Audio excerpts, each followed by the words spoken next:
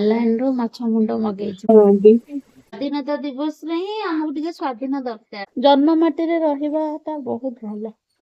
Hello सांग माने मो रोजा आपण माननको स्वागत करछि मो चैनल रोजा डायरीज को। आज होछि रविवार आमे परिबा आनिबा पई सेमितिरे भी जाई थांतु तो ये कहिले तमे आज ब्रेकफास्ट किछि बनाओने आमे बाहर खाई देकी तापर आमे परिबा किने जिबा चलंतु आज रो ब्लॉग टी को स्टार्ट करियो।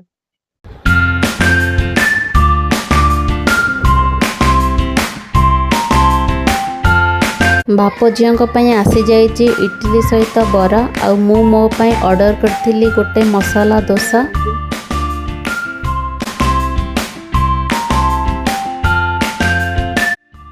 आज मसला डोसा सहित देइचंती गोटे सांबर व्हाइट चटनी ग्रीन चटनी रेड चटनी।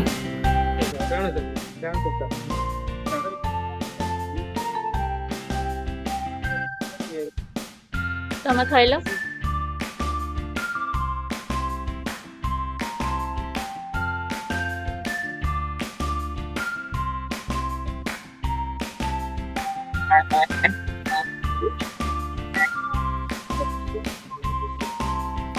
भल जी क्रिस्पी से साउंड कम कलु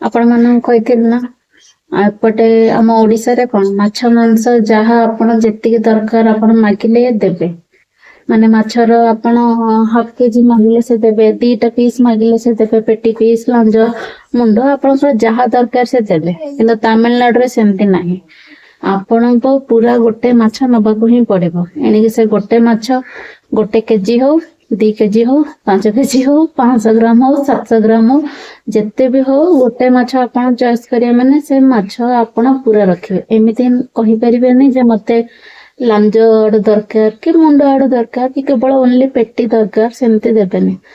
तो 2 जण तो लोक आमे स्वामी श्री केते भी खाइबो सेति पय मोर आज टे इच्छा हला बंधा कोबी आ माछ मुंड पके कि जो छिंचेडा करी खांती सेमती करी खाया पई इच्छा हला। एटु तो तमिलनाडु रे खाली मुंड देबेनी माछ मुंड सेति कि मो बाध्य होई कि लाइन रो माछ मुंड मगेइछि मो तो केबे मगाएनी आ देखा जाओ केमती कौन भल देइछि कि खराब देइछि खोलिले जाना पड़िबो मो खोली के देखौछि भल देइछि कि खराब देइछि बाध्य रे बाहर रहिले एमती एडजस्ट करिया को ही पड़े देखिबा खोली कि मो आपन को देखैबी भल देइछि कि केमती कोन देइछि देखिले जणाइबी।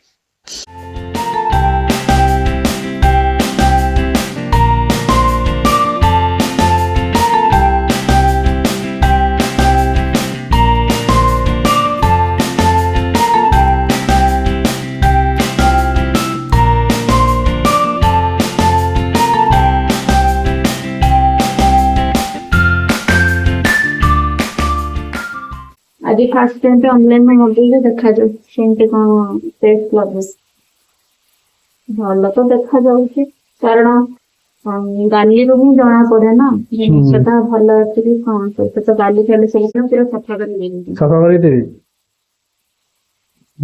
सो जाने ना भल अच्छी देखा जाऊ टेस्ट जहाँ खाइला ना भल कहू जनता लिसिसियसली माने भल दउछि हाँ भल है तो अच्छे कौन तकियो देखो तो कहलो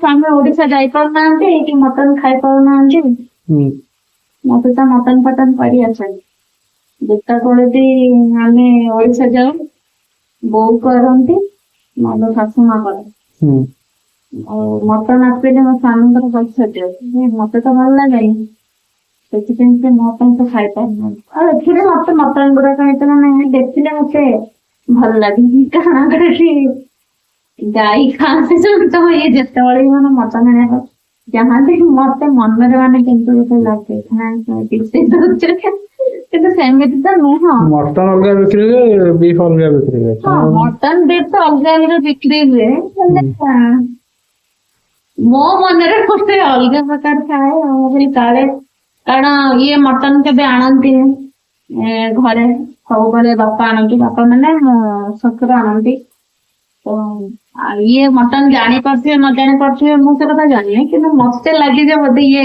କେବେ କିଣି ନାହାନ୍ତି ମାନେ ଇଏ ଜାଣିପାରିବେନି ଭଲ ମଟନ ଦଉଛି ତମର ବହୁତ ମଟନ doubt। ଦଉଛି ସେଥିପାଇଁ ମୁଁ ସବୁବେଳେ ମନା କରେ ନା ମୁଁ କରିପାରିବିନି ତମେ ଆଣନି ତମର ବହୁତ ଡାଉଟ୍। ଯେତେବେଳେ ତମର ଇଚ୍ଛା ହବ ତମେ କଟକ ଭୁବନେଶ୍ୱର ଗଲେ ଖାଇବ ମାନେ ଶାଶୁ ଘରେ ଗଲେ ମାନେ ମୋ ବାପ ଘରକୁ ଗଲେ ଆଉ ତମ ଘରକୁ ଗଲେ ତମେ ଖାଇବ ସେଠି ମତେ ଏଠି ଆଣିକି କରିବା ପାଇଁ ମତେ ପ୍ରେସର ବି କରୁନି ଯେତେବେଳେ ବି ମୁଁ କଟକ ଯାଏ ବୋଉ ହିଁ ତିଆରି କରନ୍ତି ମୁଁ କରିପାରୁନି ଆଉ ବୋଉ ବି ଭଲ ମଟନ କରନ୍ତି ଆଉ ଆମର କିଛି ମୋ ବୋଉ ଆମର ଭଲ କରନ୍ତି ସବୁ ଗୁଣ୍ଡ ମସଲା ସେ ପକାନ୍ତିନି ସବୁ ଗୋଟା ପକାନ୍ତି ମାନେ ଗୋଟା ଜିରା ଗୋଟା ଧନିଆ ପୁରା ଅଥେଣ୍ଟିକ ଟେଷ୍ଟରେ ଅଥେଣ୍ଟିକ ଓଡିଆ ହଁ ରେସିପି। ପୁରା ଓଡିଆ ରେସିପି ମାନେ ଲଙ୍କା ଗୁଣ୍ଡ ବି ସେ ପକାନ୍ତି କିଛିଟା ଲଙ୍କା ବାଟିକି କରନ୍ତି ମାନେ ତାଙ୍କର ସବୁ ଦେଶୀ ଷ୍ଟାଇଲରେ କରେ ସବୁ ରୋଷେଇ ତାଙ୍କର ଆମେ ଗୁଣ୍ଡ ମସଲା ୟୁଜ କରି ପକେଇ ଦଉଛେ ଯେହେତୁ ବାହାରେ ରହୁଛେ କିନ୍ତୁ ଘରେ ବହୁତ ପୁରା ସାଧା ଆଇଁଷ ଯାହା ବି ହଉ ସିଏ କରିକି କରନ୍ତି ପୁରା ଜିରା ଧନିଆ ଏଗୁଡା ସବୁ ଗୋଟା ବାଟିକି ଶୁଖିଲା ଲଙ୍କା ବାଟିକି କରନ୍ତି। ତମେ କହିଲ କଣ କଣ ଫାଇନାଲି କରିବ କୁହ? କରିବି ଭାତ ଡାଲି କରିବି ହୁଁ। ଆଉ କୋବି ଛେଞ୍ଚଡା କରିବି। ଭାତ ଡାଲି କୋବି ଛିଞ୍ଚଡା। ମାଛ ମୁଣ୍ଡ ପକେଇବି। ଗରମ ଭାତ ନା ପଖାଳ ଭାତ? ଗରମ ଭାତ ଡାଲି ବା ମୁଁ ପଖାଳ ଖାଇବି। ସକାଳ ଖାଇବା କାହିଁକି? ଖରା କେମିତି ହଉଛି ପଖାଳ ଖାଇବି ନା ଆଉ। ଆଉ ତାହେଲେ ଯଦି ପଖାଳ ଖାଇବ ତାହେଲେ ମୁଁ ବି ପଖାଳ ଖାଇଦେବି ଝିଅ ପାଇଁ ତାହେଲେ ଖାଲି ଡାଲି ପନିର ଆଳୁ ତରକାରୀ କରିଦେବି ସେ ଖାଇବ ଭାତ ଡାଲି ପନିର ଆଳୁ ତରକାରୀ ଆଉ କଣ କହୁଛୁ? ତା ପାଇଁ ଭାତ ଡାଲି ପନିର ଆଳୁ ତରକାରୀ କରିଦେଇଛୁ ଆମେ ଦି ଜଣ ପଖାଳ ଭାତ ଆଉ କୋବି ମାଛ ପକେଇ ଛେଞ୍ଚଡା କରିଦବା ଖାଇଦବ ମାଛ ମୁଣ୍ଡ ତ ମୁଁ ପକେଇଦେଲି ସେ ହଉ ହଉ ମୁଁ ମସଲା ରେଡି କରୁଛି ଆଉ। ରୋଷେଇ କେତେ ବାଟ ଗଲା? ଏଇଟା କଣ ବସିଛି? ମୋ ଝିଅ ପାଇଁ ପନିର କରିଛି। ଏଇଟା କଣ କଷା ହଉଛି? ମାଛ ମୁଣ୍ଡ କଷା ହଉଛି? ହଉ। 12ଟା ବାଜିଲାଣି। ସରିନି ଖାଲି ତ କୋବି ପଡିବ ବୋଲି ଠିକ ଟାଇମରେ ସରିବ ଟି? ଆମେ ଆଜି ପର୍ଯ୍ୟନ୍ତ କେବେ ମୋବାଇଲ ଟାଇମରେ ଖାଇବା ହେଇଛି ନାଇଁ ମୁଁ ଏମିତି ପଚାରୁଛି। ନାଇଁ ମୁଁ ବି ସେ ଆପଣଙ୍କୁ ପଚାରୁଛି ଆଜିକାଲି ଆପଣ କୋଉଦିନ ଆପଣ ଲେଟ୍ ଖାଇଛନ୍ତି? ନାଇଁ ସନ୍ଧ୍ୟା ସକାଳ ଟାଇମରେ ଖାଇଛନ୍ତି ନା ନା ତ ପଚାରିବାର କାରଣ ମୁଁ ଭାବିଲି ତମର ଆଜି ଇଚ୍ଛା ନଥିବ କରିବା ପାଇଁ ସେଥିପାଇଁ।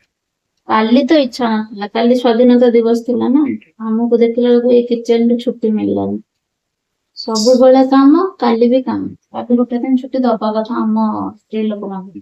ସ୍ଵାଧୀନତା ଦିବସରେ ଆକ୍ଚୁଆଲି ସ୍ଵାଧୀନତା ଦିବସରେ ହିଁ ଆମକୁ ଟିକେ ସ୍ଵାଧୀନ ଦରକାର କାମ ଧନ୍ଦାରେ ହେଲେ କାଲି ଆମକୁ ମିଳିଲାନି ସ୍ଵାଧୀନ।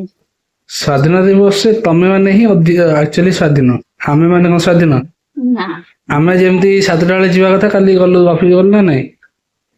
କାଇଁ ଆମେ ଆଉ ଘର କାମ କରିବା କଥା ଆମେ ଆଉ ଘର କାମ କଲୁ ନାହିଁ। ଆମେ 7ଟା ବେଳେ କାଲି ଅଫିସ ଗଲୁ ପୁଣି ଆସିଲୁ 11ଟା 12ଟା ବେଳକୁ। ତମେ ଯେତେବେଳେ ଇଚ୍ଛା ସେତେବେଳେ ଉଠି ପାରିବ ଘରେ ରହୁଛ ଯେତେବେଳେ ଯେତେବେଳେ ଖାଇବା ସେତେବେଳେ ଇଚ୍ଛା ହଉଛି ସେତେବେଳେ ଖାଇପାରିବ ଯେତେବେଳେ ଇଚ୍ଛା ହବ ଟିକେ ଶୋଇପାରିବ। ତମେ ସ୍ୱାଧୀନ ନା ଆମେ ସ୍ୱାଧୀନ? ଛୁଆ ବେଳ ଥିଲା ବେଳକୁ କେତେବେଳେ ଦିନ ପଳଉଛି ଜଣା ପଡୁନି ଶୋଇବା ହଉଛି ଛୁଆ ହବା ଦିନଠୁ ଶୋଇବା ଖାଇବା ପିଇବା କିଛି ଟାଇମ ଠିକଣାରେ ରହୁନି କହିଲେ କଣ ଘରେ ରହୁଛନ୍ତି ସେଠି ଶୋଉଛନ୍ତି ସବୁ ପୁଅ ପିଲାଙ୍କର ଏଇ ଗୋଟେ ଦୋଷ, ଯେତେ କାମ କଲେ ମୁଁ ବି କହୁନି ଯେ ଯେତେ ସବୁବେଳେ ସେ କାମ କଲେ ବି ତାଙ୍କୁ ଦେଖାଯିବ, ତାଙ୍କୁ ଲାଗିବ ସ୍ତ୍ରୀ ଲୋକମାନେ ଖାଲି ଘରେ ରହିକି ଖାଇକି ପିଇକି ଶୋଉଛନ୍ତି, ଆଉ କିଛି କାମ ମୁଁ କହିଲି ତମ ଇଚ୍ଛା ତମର ସବୁ ରୋବଟ ତମ ମାନେ ସବୁ ରଖିଦେଇ ଯାଇଛ ତ, ତମେ ଯାଉଛ ସେ ରୋବଟ ଆସି ସବୁ କାମ କରିଦଉଛି, ହେଇଗଲା ଆଉ। ଆମେ ଆଉ କିଛି କରୁଛୁ, ଆମେ ଖାଲି ଗୋଡ ପକେଇକି ମୁଁ କହୁନି ଯେ ତମେ କରୁନ ବୋଲି, ମୁଁ କହିଲି ତମ ଇଚ୍ଛା ଅନୁସାରେ ତମେ କାମ କରିପାରିବ। ଯୋଉଦିନ ଏତିକି ଇଚ୍ଛା ନ ହବ ରୋଷେଇ କରିବା ପାଇଁ ସେଦିନ ବାହାରୁ ମଗେଇ ଖାଇପାରିବ, ଅନଲାଇନ ରେ ମଗେଇ ଖାଇପାରିବ। କାଲି କଲନି ବାହାରୁ ମଗେଇଗଲ, କାଲି କହିଲନି ତମେ।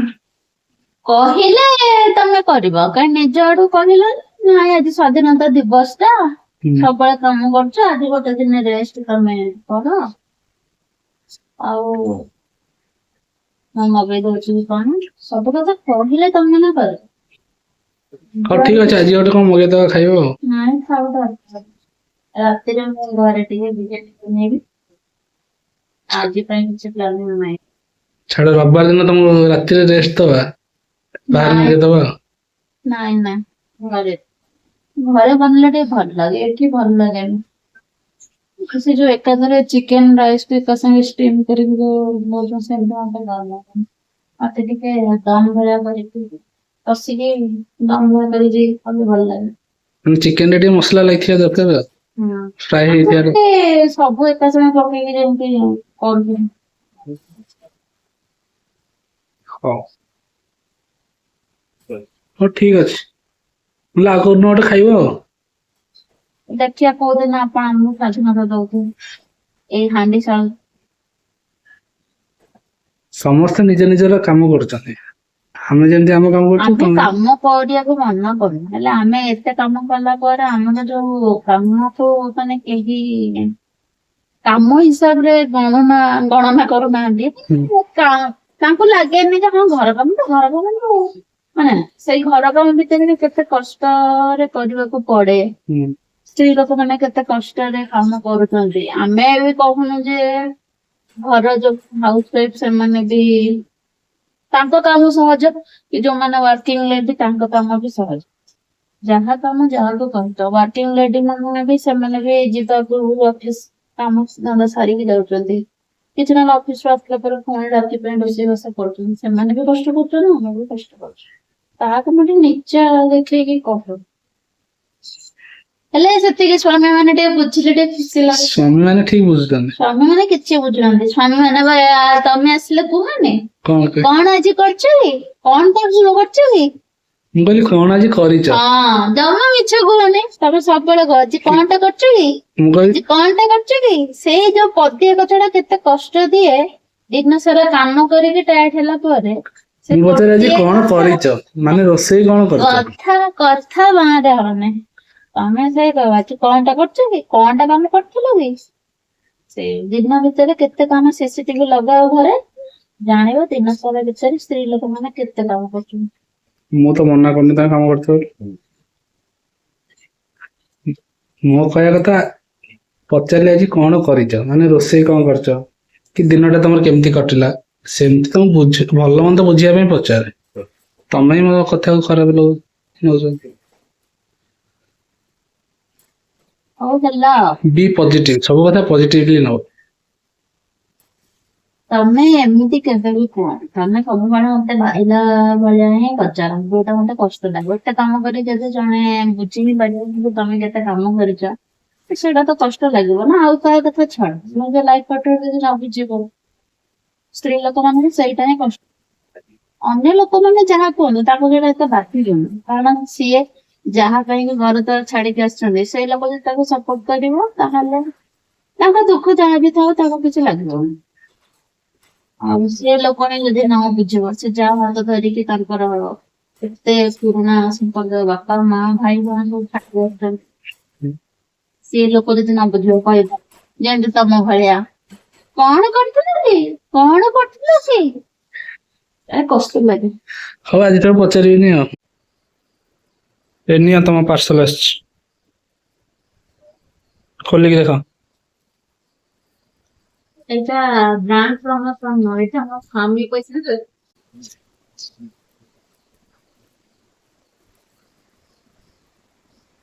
ଦିଟା ପାର୍ସଲ ଆସିଥିଲା କଣ ଗୋଟେ କଣ ଆସି ଆସିବ ଆଉ ଗୋଟେ 4ଟା ବେଳକୁ ଆସିବ ଆଉ। କେମିତି ମଗେଇଥିଲି ଡିଜାଇନ ଟା ମୁଁ ମଗେଇନି କେତେ ଡିଜାଇନ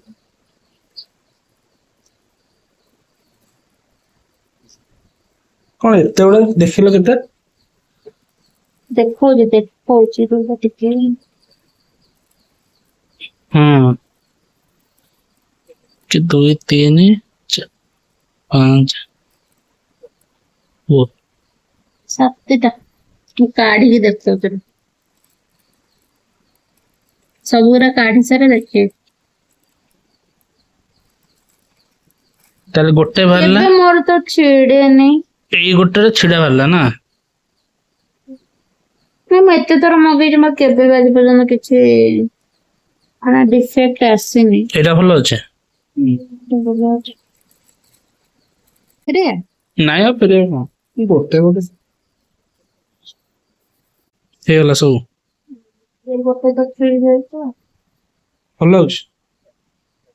ହଁ ପିନ୍ଧିବା କଥା ଦେଖନ୍ତୁ ସାଙ୍ଗମାନେ ଆମର ଏପଟେ କେତେ ଖରା ହଉଛି ଚେନ୍ନାଇରେ ମାନେ ପୁରା ଅନେଇ ବି ହଉନି ଖରାକୁ। ଆଉ ଏଠି ଏତେ ଖରାରେ ମୋ ସ୍ଵାମୀ ଲୁଗା ଶୁଖେଇବା ପାଇଁ ଆସିଛନ୍ତି। ବର୍ତ୍ତମାନ ସମୟ ହେଇଛି 1:00 ଦେଖନ୍ତୁ କି ଖରା ସୂର୍ଯ୍ୟ ପୁରା ମୁଣ୍ଡ ଉପରେ। କେମିତି ଲାଗୁଛି ଏମିତି ଖରାରେ? ହଁ କେମିତି ଲାଗୁଛି? ମୁଁ ତ ସାଙ୍ଗମାନେ ଏମିତି ଖରାରେ ଆସି କେବେ ବି ଠିଆ ହେଇପାରିବିନି। ମୋର ପୁରା ମୁଣ୍ଡ ଫୁଣ୍ଡ ବିନ୍ଧା ହବ ଏତେ ଜୋରସେ ଯେ କୁହନ୍ତୁନି। ଏତେ ଖରାରେ ମୁଁ ମାନେ ଭାବି ପାରୁଥାନ୍ତୁ କେତେ ଜୋରସେ ଖରା ହଉଛି ମୁଁ ଅନେଇ ବି ପାରୁନି। ମାନେ ଆଖି ମୋର ବନ୍ଦ ହେଇଯାଉଛି। ଆମ ଓଡିଶାରେ ବର୍ଷା ହଉଛି ନା? ଓଡିଶା ଭଳିଆ ପାଣିପାଗ ସତ କଥା କୋଉଠି ନାହିଁ। ଜନ୍ମ ମାଟିରେ ରହିବାଟା ବହୁତ ଭଲ। ଏତେ ଜୋରସେ ଖରା ହଉଛି ମିସ୍ କରୁଛ?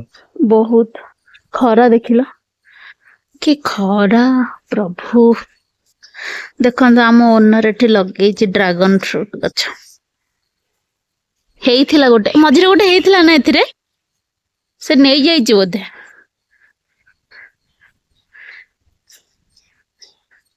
ଦେଖନ୍ତୁ ଡ୍ରାଗନ ଫ୍ରୁଟ ଦେଖିଲେ ସାଙ୍ଗମାନେ କେତେ ଖରା ହଉଛି। ଆମର ଏପଟେ ସେପଟେ ନା ଓଡିଶାରେ ବର୍ଷା ବୋଧେ ହଉଥିବ। ବର୍ଷା ହଉ ବା ନ ହଉ ଏମିତି ତ ହଉନଥିବ ଏତେ ଜୋରସେ ଖରା। ଖରା ହଉଛି ମାନେ ମୁଁ ଅନେଇ ବି ପାରୁନି ଏତେ ଜୋରସେ ଖରା ହଉଛି। ଛାତ ଉପରକୁ ଇଏ ଲୋକ ବି ଏତେ ଜୋରସେ ଖରା ହେଲାଣି ତମେ ଆଗୁଆ ଟିକେ ସଫା କରିକି ୱାସିଂ ମେସିନ ରେ ଆଣିବା କଥା ନା। ଦିନ ଦିପହରେ ଆସିବେ ଶୁଖେଇବାକୁ। ଆକ୍ଚୁଆଲି ମୁଁ ଶୁଖେଇବା ପାଇଁ ଆସିଥାନ୍ତି କିନ୍ତୁ ମୋ ସ୍ଵାମୀ ଜାଣିଛନ୍ତି ନା ଏତେ ଖରାରେ ମୁଁ ଯଦି ଆସିବି ମୋ ମୁଣ୍ଡ ବିନ୍ଧା ହବ ଆଉ ତାଙ୍କୁ ହିଁ ମୁଁ ହଇରାଣ କରିବି ଯେ ମୋ ମୁଣ୍ଡ ବିନ୍ଧା ହଉଛି। ସେଥିପାଇଁ କି ମୋ ସ୍ଵାମୀ ଆସିଛନ୍ତି ଶୁଖେଇ। ମୋର କୋବି ଛିଞ୍ଚେଡା ହେଇଯାଇଛି। ଯାଉଛି ଆଙ୍କୁ ଟିକେ କାଢିକି ଦେବି ପ୍ଲେଟ ରେ ଟିକେ ଚାଖିବେ କେମିତି କଣ ହେଇଛି ଟେଷ୍ଟ କହିବେ।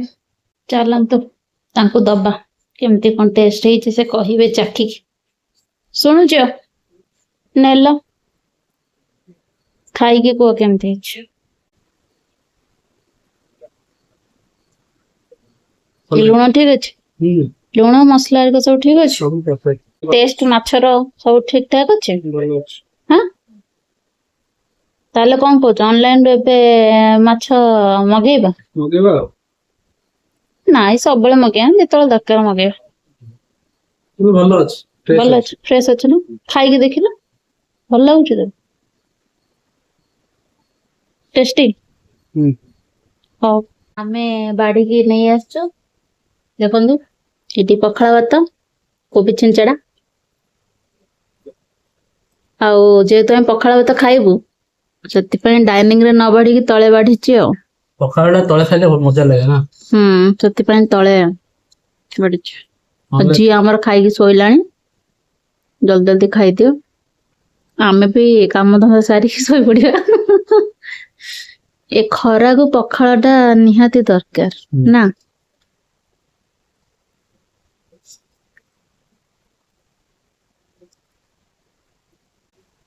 ଆପଣ ମାନେ ବି ଖାଆନ୍ତୁ। ଭଲରେ ରୁହନ୍ତୁ, ଖାଇ ପିଇକି ଜୀବନ କାଟିଦେବା କଥା। ଆଉ କଣ ଅଛି ଜୀବନରେ? ଜୀବନଟା ଆଉ କଣ ଅଛି? ଖାଇ ପିଇକି ଏନ୍ଜୟ କର। ଏନ୍ଜୟ କରିବା କଥା ଆଉ। ହୁଁ। ହଉ। ଆଜିର ଭିଡିଓଟି ଯଦି ଆପଣ ମାନଙ୍କୁ ଭଲ ଲାଗିଥିବ ପ୍ଲିଜ ଭିଡିଓଟିକୁ ଲାଇକ୍ କରିବେ, ଆମ ଚ୍ୟାନେଲକୁ ସବସ୍କ୍ରାଇବ କରିବେ। ଆପଣ ମାନଙ୍କ ସହିତ ଦେଖା ହବ ଆଉ ଗୋଟେ ନୂଆ ବ୍ଲଗରେ। ସେ ପର୍ଯ୍ୟନ୍ତ ରହୁଛି। ନମସ୍କାର। ଜୟ ଶ୍ରୀ ଜଗନ୍ନାଥ।